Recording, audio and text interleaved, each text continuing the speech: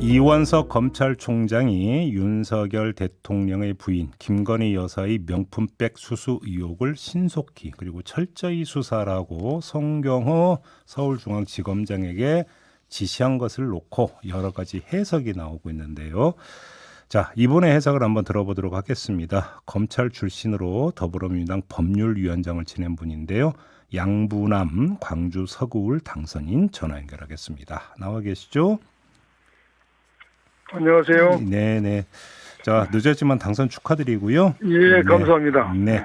자, 바로 본론으로 좀 들어갔으면 좋겠는데 일단 예, 좋습니다. 해석이 예. 양갈래인 것 같습니다. 용산과 검찰이 좀 갈등을 벌이고 있는 거 아니냐는 해석도 있고, 특검 방탄용이다 이런 해석, 그러니까 특검 방탄용 약속 대련이다 이런 해석도 있는데 우리 당선인께서는 어떻게 해석을 하십니까? 예, 보는 사람 시각에 따라서는 여러 가지 해석이 가능하고. 네. 정확한 것은 이원석 총장의 마음인데, 그렇죠. 우리가 이원석 총장의 마음 속에 들어가서 알 수 없기 때문에, 그렇죠. 뭐 이런 방송도 하지 않나 생각이 듭니다. 네. 그런데 지난 5개월 동안 전혀 수사가 되지 않았습니다. 그런데 여소야대 총선 결과 여소야대가 재연됐고 국정 지지율이 극도로 하락했습니다. 예. 그래서 22대 국회가 개원하면은 김건희 여사 특검의 가능성이 높은 시점에서 수사 지시가 이루어졌습니다. 네. 이것은 특검 방탄 물타기 아니라는 의구심을 지울 수 없고요. 또 하나는 특검이 이루어졌을 때 대통령실에서 거부권을 행사할 수 있는 명분을 제공할 수 있죠. 네. 검찰 수사라면은. 또 하나는 이 사건은 언론과 여러 법조계 일각에 있어도 법리적으로 기소하기 어렵다. 이런 설이 많지 않습니까? 네. 그렇다면 검찰 입장에서는 어차피 기소보다는 우리가 한번 수사해서 국민 앞에 검찰이 살아있는 권력에 손을 댔다는 그런 모습도 취하고 또 대통령실이 크게 부담도 주지 않고 또 그동안 검찰이 아무것도 하지 않았다는 비난도 피해보자. 부정적으로 보면 한없이 이런 또 생각이 들 수도 있는 상황입니다. 예. 그럼 당선인께서는 그러니까 이른바 특검 방탄용 쪽에 좀 무게를 저는 그쪽으로. 네, 저는 그쪽으로 무게 중심을 두고 해석을 하고 싶습니다. 그래요. 그러면 사실 이원석 검찰총장의 지시가 나오기 전부터 이 송경호 지검장의 어떤 교체 여부를 둘러싸고 여권 내에서 사실은 좀 그 묘한 기류가 있었죠. 형성이 되고 있다는 얘기가 있었잖아요. 그러면 갈등의 여지는 전혀 없다고 보세요? 제가 볼 때요.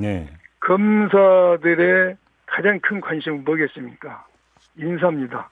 네네. 인사고 검찰의 인사권은 대통령이 행사합니다.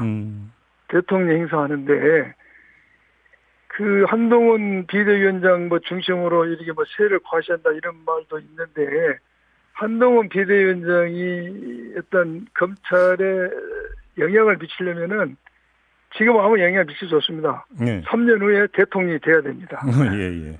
그런데 검사들이 3년 후에 대통령이 돼서 미래 권력에 따라간다? 현재 자기 인사권을 쥐고 있는 대통령과 세고하시려고 갈등을 보인다?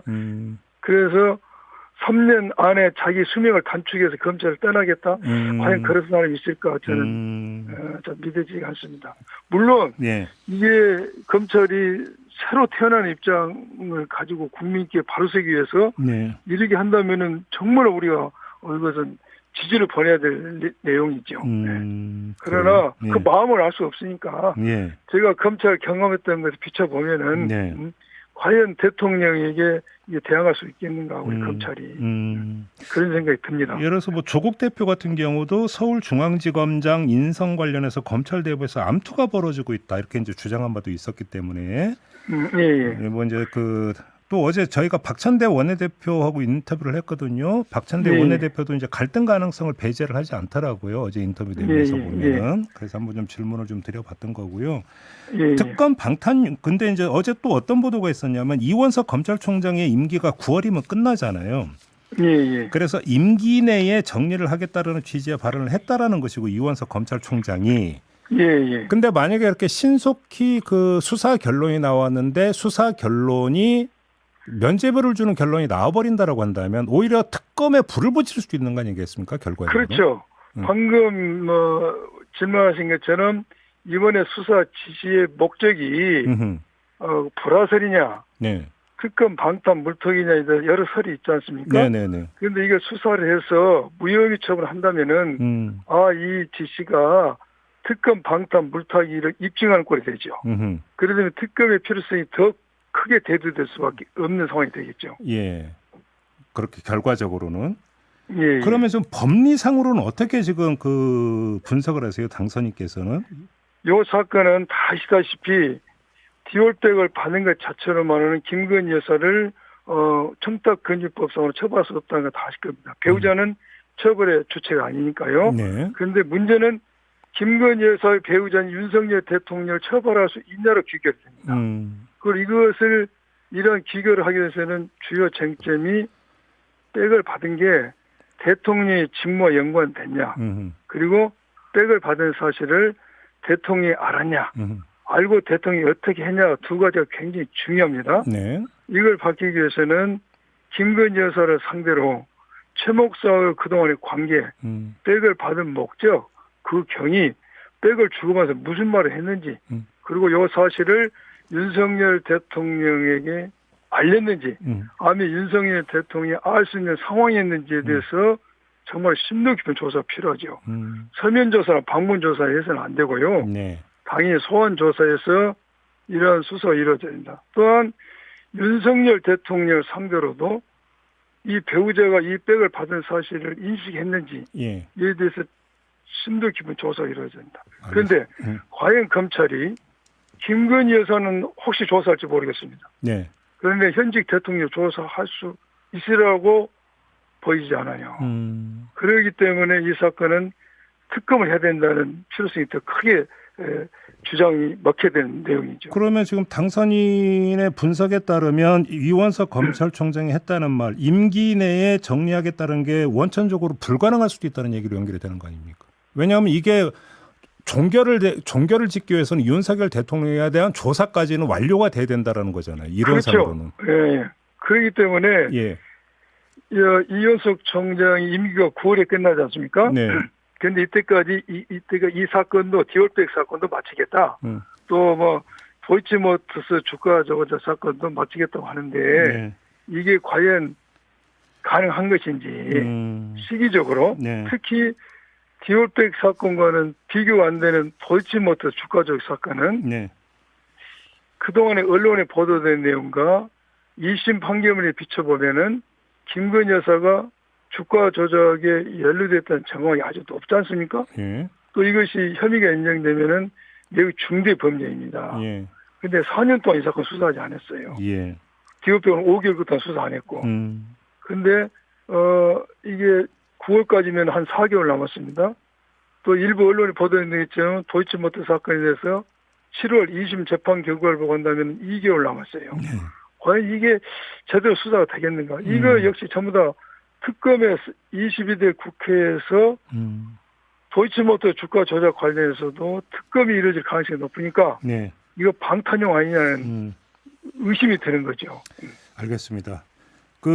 이르면 오늘 민정수석을 발표할 거다라는 보도가 있었고요. 지금 김주현 전 법무부 차관이 사실상 내정이 됐다는 식으로 좀 보도가 나오고 있는데. 일단 김주현 전 차관의 민정수석 기용을 일단 전제로 하고 좀 질문을 드리겠습니다. 이 인사를 어떻게 평가를 하십니까? 지금 대통령실에서 민심을 청취하기 위해서 민정수석실을 부활한다고 했습니다. 그런데 민심을 청취한다면서 검찰 출신을 민정수석으로 기용한다는 것은 눈 가리고 아웅하는 것이죠. 정말로 민심을 청취하려면은 검찰 출신보다는 그 사람이 살아왔던 과거 경력이나 현재 인적 네트워크를 봤을 때 민심을 청취하기 위한 그런 일을 했던 분, 또 민심을 청취에 필요한 인적 네트워크를 많이 가진 분, 예를 들면 NGO 활동을 했던 분이나 언론인 출신, 이런 분이 작업하겠죠. 그런데 검사라는 직업은 민심 청취하는 거리가 먼 직업의 정상이었던 사람들입니다. 물론 변호사로서 활동할 때 여러 이게 민심을 청취하는 기회가 있을 수는 있지만 그건 너무 제한적이죠. 그렇기 때문에 검찰 출신은 적절치 않다. 민심 청취하는 목적으로는 이것은 결국 사정 목적이다. 검찰과 경찰을 당하기 위해서 검찰 출신을 민정수석으로 기용한다고밖에 볼 수 없는 얘기입니다. 그러면 그 얘기는 좀 확대를 하면 지금 그래서 민정수석을 신설해야 할 만큼 검찰과의 관계가 원만하지 않다는 하나의 방증으로 해석될 여지는 없습니까? 그럴 수도 있죠. 예, 예. 그럴 수도 있습니다. 그래요. 지금 조금 전에 제가 말씀드렸지만은 검찰의 가장 중요한 인사입니다. 예. 그리고 인사는 대통령입니다. 네. 대통령이 검찰에 인사를 할 때 장관과 민정수석의 보좌를 받지요. 네. 근데 그 헤게모니에 있어서 민정수석이 더 무게추가 있습니다. 네. 네. 그렇다면 민정수석을 부활하게 되면은 모든 검찰의 주요 보직자들은 민정수석과 코드를 같이 하죠. 이것은 친윤 체제가 더 공고히 되는 것이고, 네네. 이것은 어떻게 되면은 김건희 여사 수사나 윤석열 대통령 본인에 대한 방탄, 수사의 방탄에 더욱 도움이 되는 것이고, 알겠습니다. 더 확고하게 되는 거죠. 친윤 체제로. 알겠습니다. 자, 말씀 여기까지 드려야 될 것 같네요. 고맙습니다. 예, 네, 감사합니다. 네, 더불어민주당의 양부남 광주 서구울 당선인과 함께했습니다.